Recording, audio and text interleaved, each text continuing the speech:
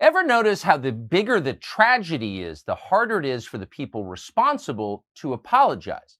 If I rear end your car and crease your bumper, I'm happy to jump out and say, I'm sorry, I can't believe I did that.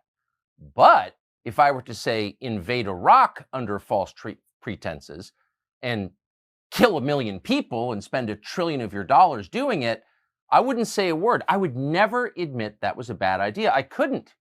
It implicates me too profoundly. The same goes for if I say locked your kids inside for a year and destroyed their brains and prevented them from getting an education. Or if I say forced you to take a vax that didn't work that very well might have hurt you. I could never admit that I did that. I just couldn't. Because if I admitted it, I'd have to suffer the consequences. Something very much like that is happening with the war in Ukraine, which has been in progress now for almost 2 years. We were told at the beginning that our support would allow Ukraine to beat Russia and keep Russia from invading the rest of Europe or something. Well, almost 2 years in, none of that has turned out to be true. Ukraine is not going to beat Russia. The only person who's been beaten in this is the United States. The U.S. is weaker, measurably weaker, because of our support for Ukraine in this war. That's just true. The verdict is in. And honest, rational people admit that, no matter what their previous position. But the Biden administration cannot admit that, and neither can the U.S. Congress. And so now there is, believe it or not, an effort in progress to get the U.S. government to send another $60-odd billion to the oligarchs in Ukraine. So another generation of Ukrainian men, this one probably in their 50s, can die in a pointless war on the battlefield. They're not going to win, but the U.S. Congress would like to keep this conflict going anyway. So you'd think someone would stand up and say, this is awful, but almost nobody has. Why? Because the position of the administration is, if you're not in favor of this, sending another $60 billion to the oligarchs in Ukraine, then you're working for Vladimir Putin. Watch the National Security Advisor, Jake Sullivan, say that out loud. I want to ask a question about Ukraine. Are you saying that any member of Congress who votes against aid to Ukraine is voting for Putin? I believe that any member of Congress who does not support funding for Ukraine is voting for an outcome that will make it easier for Putin to prevail. That is, a vote against supporting Ukraine is a vote to improve Putin's strategic position. That's just an inescapable reality. That's not speaking to someone's motive, why they chose to vote against it. That's just speaking to the outcome of their vote. A vote against supplemental funding for Ukraine will hurt Ukraine and help Russia. It will hurt democracy and help dictators. These people cannot see themselves. A lady in a mask, presumably not on her way to rob a liquor store, but wearing it for health reasons, asked the National Security Advisor about the moral implications of a vote in the Congress. And he says with a straight face, anyone who doesn't support this legislation is helping Putin. It's insanity. But it's intimidated almost the entirety of the U.S. Congress and certainly the Republican leadership, which is foursquare on the side of the Biden administration to continue this tragedy. There are very few members of Congress who dissent, and one of them who has done so consistently and in the most articulate possible way and on principle has been Congressman Thomas Massie of Kentucky, who we wanted to talk to about this and also to thank for his bravery and steadfastness. Congressman, thank you so much for coming on. I've got so many questions, but well, why don't you just tell us why you're not voting for this? Well, we can't afford it. Look, at some point, I realized we had spent more in Ukraine than we spend on all our roads and bridges in the United States. And I tweeted that. And Newsweek did a fact check on me. And what they found out is it was true. And, when you get the fact checkers to admit that a conservative, when they give them a mostly true rating, it's a metaphysical certainty. And since then, we've spent twice as much in Ukraine as we do on all of our roads and bridges federally in the United States. That is money that could have gone to double our infrastructure. Yet we're blowing up infrastructure that we're going to end up, I hate this, but they're going to tell us that we have to rebuild it when this is all over with. The scale of this insanity is hard to digest. And I think whatever empire comes after ours will spend time studying it, what not to do.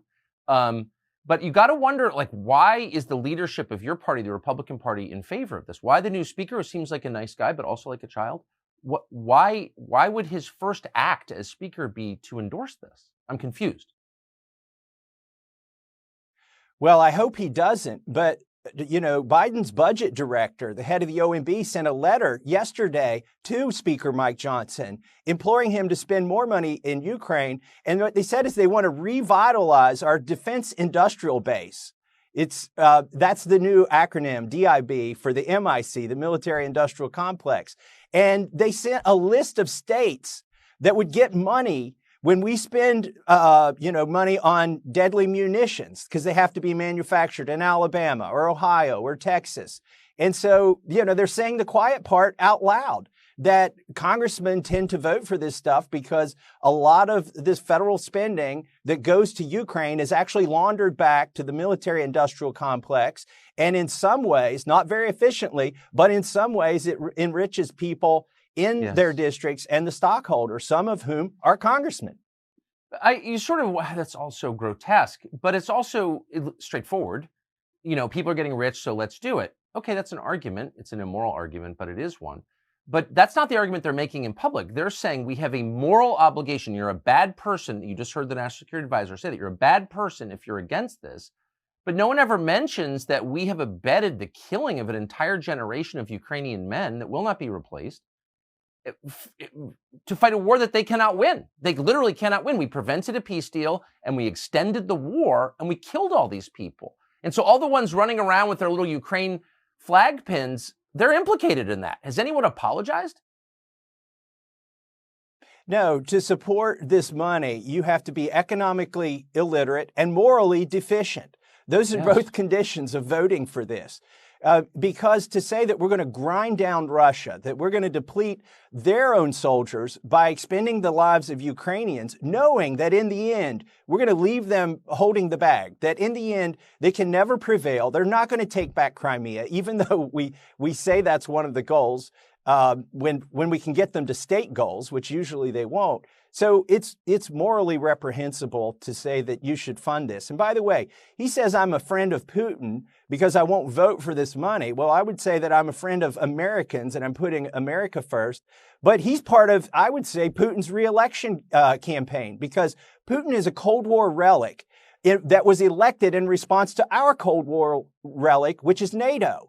By expanding NATO, the neocons and the liberals, every time they push NATO closer to Russia, they help people like Putin get elected. It's, outside our borders, it's very obvious that the whole world is resetting and that American influence is in very rapid decline, thanks in large part to this war in Ukraine, and that Russia is now joining this coalition, which will be the majority of the world's population and economy and military strength aligned against us. So this is resetting the world to our disadvantage. Again, leave the country. It's obvious your first day that this is happening very fast. Does anyone in Washington see that? No, there are very few. I've been voting against these resolutions in Ukraine and the money going to Ukraine since 2014. In 2014, we helped to overthrow their elected government. And we were saber rattling against Russia. And I said, listen, these sanctions and this saber rattling and these resolutions, they're going to have consequences. And they have had consequences. Almost nobody in Washington, D.C. will admit this through their voting record. Now, they know it, but they won't admit it and they won't vote that way. Do you think it's strange that, the single most consequential voice in this entire debate is a woman called Toria Nuland, who's the Undersecretary of State, who was a driving force behind the war in Iraq, which was, of course, a disaster and hurt the United States. She was never punished for that. In fact, she rose within the bureaucracy, and now she's running this war in Ukraine. And no one ever says her name. She's never held to account for all of this. She has far more influence on it than the entire United States Congress put together. How do we allow unelected lunatics like Toria Nuland, who clearly hates the United States and always has, to have this power over our lives and our children's future? I don't know. I feel like some of these deep state bureaucrats, they're like the kids who had no friends in high school. And somebody did something bad to them long ago. And now they've got some power and they realize how to grab it. And they're going to have retribution on everybody else. Victoria Nuland was at a classified briefing to all members of Congress just a few weeks ago. And I thought, and this was on Israel. And I thought, wait, she's failed multiple times. Why are you Yes. dragging her out she has no credibility. Why are you having her brief Congress right now? I mean, she's responsible or shares responsibility in the deaths of more people around the world than maybe any other living American. And yet she's in a classified briefing. I mean, I'm not saying she should be in prison, though you could certainly make a case for that. But she certainly should not have a security clearance and be briefing members of Congress. Did anybody say, wait a second, there's nobody more discredited than you are, Toria Nuland? Did anyone say that? Nobody did. By the way, these classified briefings, they're basically propaganda spoon-fed to members of Congress directly from the deep state and from the administration. So we're going to have one today, in fact, on Ukraine. We will all file into an auditorium and leave our cell phones at the door. And we're just, I'm sure this is going to be sort of a psyop or struggle session to get us to vote for more money to go to Ukraine. I don't understand why the co-equal branch of government, the legislative branch, the Congress, allows itself to be manipulated by the intel agencies and the National Security Council. It seems like really crazy and masochistic even. Well, listen, a lot of this money, too, isn't just going to lethal aid anymore. We're propping up the government. We're paying salaries of politicians in Ukraine, and we're paying pensions of politicians in Ukraine. Yesterday, I met with the Special Inspector General over Afghanistan, and I found out we've spent $6 billion there since we left. There's still money going to Afghanistan. And he said, you really need, he doesn't want the job, but he said, you really need a Special Inspector General over Ukraine. And I said, what do you think, where could they be hiding some of this money, or where could it be going? And he said, well, look at what they did in Afghanistan. 30 or 40% of the the police in Afghanistan, their security forces, didn't exist. We were paying salaries for people who were on the payroll, but they weren't real people. And now that we're paying salaries in Ukraine, how do we know that those are real people? As a matter of fact, we saw with the PPP program in the United States, people were getting money to pay people that weren't even on their payroll. So there are lots of obvious places to look for waste, fraud, and abuse. I wouldn't be funding it to start with. But if we are going to fund it, we need to have somebody auditing this. It's such a humiliating way to end the American empire, such a self-destructive way. I don't think people fully understand just how deep in the hole we are. I noticed that on your blazer, you've got some kind of device, which I think tells us the answer. Can you explain it? Yeah, so, I went to MIT, I'm an electrical engineer, and I wondered how I could use my degree here in Congress. And I decided to build a debt clock that I could wear all the time. I wear it on the floor, I wear it in every hearing. And the design goal was to induce anxiety. We have congressmen and senators who have pacemakers. I thought they needed their heart shouldn't be normal. It should be skipping beats and arrhythmic. So I built this to induce that anxiety. It's working pretty well so far. In fact, some congressmen, they put their voting card in, they press yay to spend the money, and then they look at my lapel to see if it's immediate enough to show the impact of their vote. But really, we need more people to be concerned about the debt. The interest on this is now going to overtake all of our military spending. We'll soon be paying more for interest on the debt than we do for our entire military. So that's another word for that is bankruptcy. It can't, because these are math questions. Yeah. It can't continue indefinitely. In fact, I think we can see the end of it on the horizon. Is anyone afraid? No, I don't think so. I think the only way we're going to get any kind of austerity or reality in our spending is when the people who loan us the money quit loaning it to us. Right. And what we'll go into is a spiral there. Like we did during COVID, we printed $5 trillion, created it out of thin air, and borrowed it from ourselves to make it look legitimate, filtered it through the banks so they could get some of the money too. And that's why we have inflation. I'm sorry, it's that simple. Again, you have to be economically illiterate. If you think that throwing another $5 trillion into the money supply isn't going to cause inflation, that's what we have. It's long lasting. Now, the Fed was supposed to be the firefighter, but they're really the arsonist, and they're coming in and they're raising interest rates. And they've raised them to the point where it's going to be hard to, buy a car or move into a house. So I don't think you'll make us feel better when you answer this question, but is Ukraine funding? I mean, this will become law, I assume.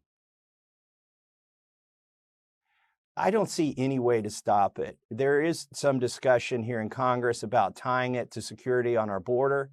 The problem is, I think if you give Biden more money for the border, he'll just process more illegal so-called refugees into the United States quicker. There is talk about limiting it to just lethal aid and telling Europe that you've got to prop up the government of Ukraine, but I doubt that'll happen.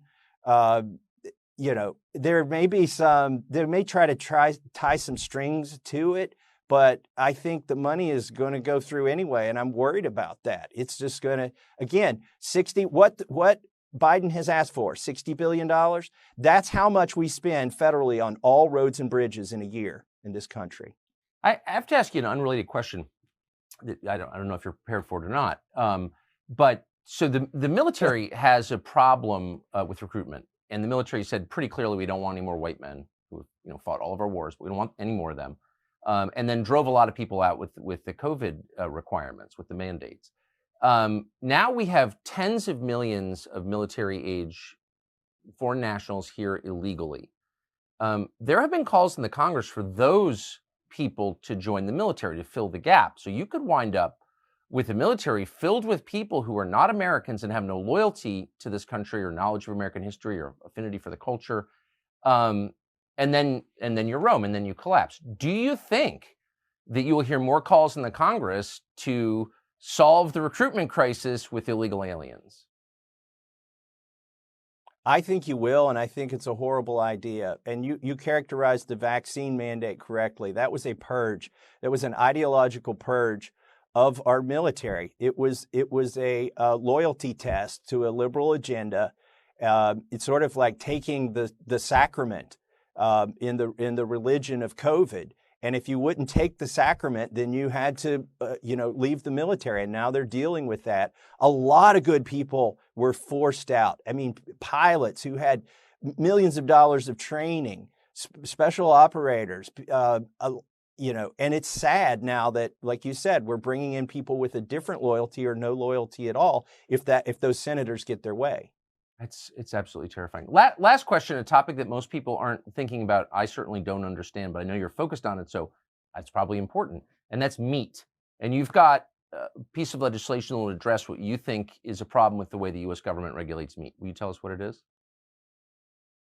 Yeah, absolutely. I've got a bill called the Prime Act, and it's in response to the fact that 85% of the meat that's served in the United States is processed by one of four meat packers, and one of them's owned by China, one of them's owned by Brazil. So there's this monopoly on the meat industry, and the irony is farmers can't sell directly to consumers in their own counties and their own states. They have to ship these things across the country, and it's affecting the nutrition of our food, the safety of our food. So what my bill says is if the farmer and the consumer and the local processor are all in the same state, if there's no interstate commerce involved, then get the feds out of it.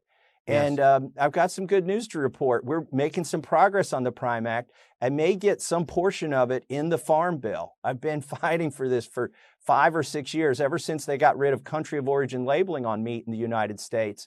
I realized that this was something that I needed to get done. So we're working on it. We got good success, and even working across the aisle. I've got Democrats who are helping to sponsor this. In fact, the main sponsor in the Senate, you may be able to guess this, is Angus King. He actually sounds like a beef offering at one of the local fast food places this week. It does, actually. Foreign control of our food supply is a bad idea, and I hope everyone recognizes that. I mean, come on. Congressman, absolutely. Look, this would be in the Bill of Rights if it weren't so obvious. Well, that's exactly right. It ought to be. It's great to see you. Thank you for your bravery and the clarity of your positions, and I hope people listen to you. Thomas Massie of Kentucky. Thanks.